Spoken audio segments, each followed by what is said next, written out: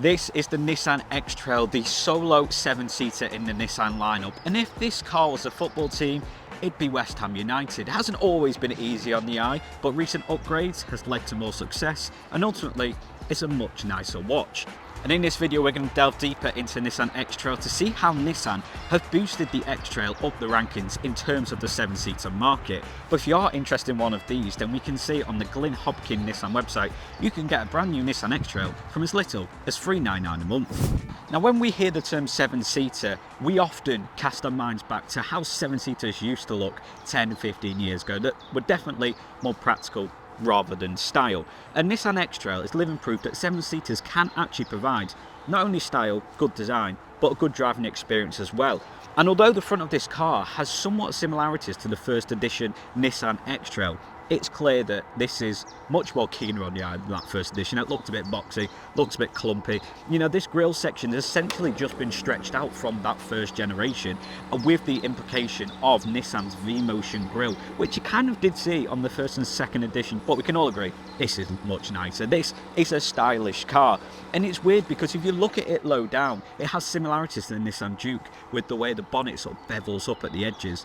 But then if you look closer at the way the LED headlights are formed against that centre grille, may I say the word Land Rover Defender? It has that sort of similarity about it, has that rugged edge, you know, this accentuated bumper parts which have been added over the years. All in all, the front of this car, I think, is a bit of a looker. At the side, and you're still getting a very smart looking 7-seater. You have that contrasting roof with them roof rails depending on your spec. This chrome strip, rear privacy glass and 18 or 19 inch wheels depending on your spec. One thing I do want to point out that really adds to the practicality of the Nissan X-Trail is, I'll show you later on in the video how the rear two seats work to make this a 7-seater. But one thing that really adds to the practicality of that is the back doors open to nearly 90 degrees. If I was playing pedantic, I'd say it's about 89 degrees coming out. Meaning, to get into the rear seats, you get so much more room. And even if you aren't going to that third row, if you have young kids and are in car seats, it just makes it much more practical. And although I mentioned at the start of the video how the Nissan X-Trail has sort of evolved from just being a practical SUV, it's one of the most practical cars out there whilst also adding that bit of style. It has really upped the ranks. And the same can certainly be said about the interior. Now, being a 5'5" individual, a 4x4 isn't necessarily my go-to, and can you blame me? One thing I will say is driving about in the X-Trail, I haven't felt that this car is necessarily too big for me. The whole driving feel, the user friendliness of this car means that it's really suitable for all, and the interior really shows that because you have lots of space. You have a good amount of storage in your center console, obviously 2 cup holders, wireless phone charging pad which comes from standard, and also wireless Apple CarPlay and Android Auto. Nice finish across the dash with contrasting stitching to that leather, the chrome effects, the metallic effects in the center console, and throughout the specs you do get different patterns and style on the seating. Essentially what you'd expect, you go up the rankings, you pay more, you're going to get a nicer interior. Simple as, but the base spec still offers quite a lot. So then, how much is a Nissan X-Trail going to set you back? We'd be glad to hear it's not necessarily going to break the bank. There are 5 spec levels to choose from with the Nissan X-Trail, starting from the £36,000 mark, going all the way up to about the £45,000 mark. And one thing you'd be glad to know is the base spec, the Ascenta Premium, comes with a lot of driving needs that you kind of would find necessary on today's roads. Things like wireless CarPlay and Android Auto, wireless phone charger, intelligent cruise control, lane departure warning, multiple driving modes, and rear view cameras. So the base spec is still going to give a rather all-rounded car. When you go up the specs, it's more about style and features. Things like rear privacy glass, panoramic sunroof, heated seats, they're the things that come with the premium specs. But coming back to the interior, and you get a 12.3 inch infotainment screen. The base spec only has an 8.7 inch infotainment screen, but it's still more than enough, and it has all your driving needs. Coming over to digital dash, which comes as standard, I've previously mentioned, and you have everything it needs, and you can actually integrate your built-in sat-nav to that driver's display. All your controls nicely presented on your leather wrapped steering wheel. Do like the fact that it doesn't cover your digital dash at all, no matter sort of where you position it. Multiple drive modes selected in your center console, and these are Snow, Standard, Eco and Sport, and also the addition of off-road, because this is a 4x4 7-seater. You could take this off-road, and one thing that would help taking it off-road is the fact that in the infotainment screen you can actually access your GPS position, so you won't be getting lost. Center console, you also have e-pedal and EV. Now, e-pedal essentially means for one pedal control, so when you're driving, when you ease off the accelerator, the car will naturally brake for you, and essentially just gets more out of that electric battery in the e-power system. But you're probably thinking, what is e-power? Well, it's a very impressive system and unique to Nissan. Normally across the car market, when you get a hybrid car, especially an SUV, it'll have a petrol engine run alongside an electric motor, essentially to get more out of your driving range, to make it a bit more economical. Well, the Nissan e-Power works in a slightly different way, because the petrol engine charges the electric motor, which means you drive fully off electricity. You get that instant torque, you get an EV driving experience, but without needing to charging up, just refuel with petrol, and that petrol then charging an electric motor. And this type of technology isn't really seen across the car market, and I really don't know why. How are people not shouting about this? It's a very impressive system, meaning that Nissan X-Trail can provide around about 50 miles per gallon. So it's very economical and bank in terms of 7-seaters, and also on the drive. And what does that e-power technology do to the performance of the X-Trail?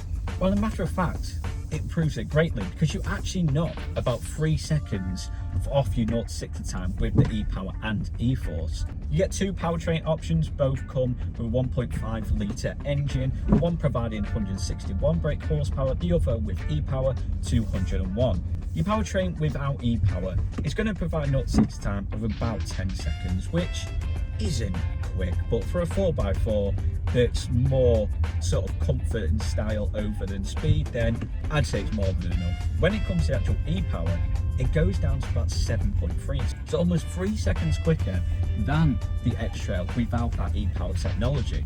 And because it drives in full EV mode, you do get some pretty good torque off the line. For a 7-seater large SUV, it pulls off the line pretty well, because I'm currently driving essentially in full EV mode. Because that petrol engine is charging the electric motor, it means the instant response. So pulling out of junctions is rather easy. You're not having to worry about leaving a big gap because it's a large car and it's got that combustion engine thing where it kicks in after you put your foot down. You get it pretty instantly. Rather impressive. You do get a rather comfortable drive. It's all user friendly. The fact the digital dash is so clear and is not obstructed by your steering wheel. The fact you have that large 12.3 inch infotainment screen, and the amount of adjustment in the seats. The climate controls are all separate. It's not only stylish, but it's rather comfortable and pleasant drive. In terms of driver safety features, well, this comes with abundance. If you don't know Nissan, then they almost specialise in this area. They make a lot of very safe cars and reliable cars at that. Your base spec still comes with the intelligent cruise control, blind spot monitoring, lane departure warning, all that.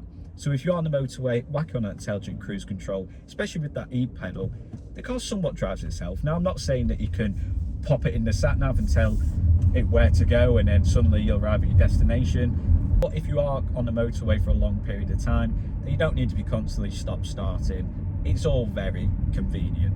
And I think convenient is a great way to sum up the Nissan X-Trail. Economical out on the roads whilst providing a smooth and responsive drive. Plenty of tech and safety features with plenty of space, including 585 litre boot capacity, depending if you have a 5 or 7 seat configuration. But is that space felt in the back? Yes, I would say rear passengers would be more than comfortable in the back of the Nissan X-Trail. There is so much legroom. You get 2 air vents, rear heated seats, 2 USB-C ports, and the fact you've got separate climate controls. You don't just have to, sort of argue with the people in front, I want it hotter, I want it colder. You've got your own air vents, and even though you have rear privacy glass depending on your spec, you also get the added extra of a sunshade. So during those summer drives, just rather comfortable. Decent amount of storage. I mean, there's not plenty of storage, and that's probably because this car is a 7-seater. So when it comes to having 7 passengers, you can actually move the middle row forward, whether you just want one forward, whether you want these forward. And of course you have a fold down tray table, 2 cup holders and a little phone slot there. Now, it would have been nice if there was necessarily more of a handrest, because you're kind of going into the cup holders, but beggars can't be choosers, can they? It's still a very comfy car. Now, to access the rear seats, it's very simple. Little switch here, fold that down, hey presto, you then can move it forward to easily get in. When it comes to actually setting up the third row, but that is very straightforward. Yes, I'm not the tallest guy, you probably heard me mention this before, but even with this being a big car, even with that large boot space, it's still very user friendly. You've got toggles, pull up, switch to put them down, all very straightforward. In terms of the space in the back, then I would say there's an okay amount of space. I mean, it is pretty tight back here. If you do have any 6-footers, they would definitely have to go in the front or the second row. Back here is probably for younger, shorter people. Probably where I would have been back in my day, or even now, let's be honest. But it's still a decent amount of space. Cup holders in here. An okay amount of headroom. I mean, even now I'm almost touching the ceiling. But when you're thinking about the price of it and the actual style and performance of this car, for me, it's a well-rounded vehicle. And if you want to find out more about the X-Trail or any of its Nissan counterparts, then contact Glyn Hopkin Nissan.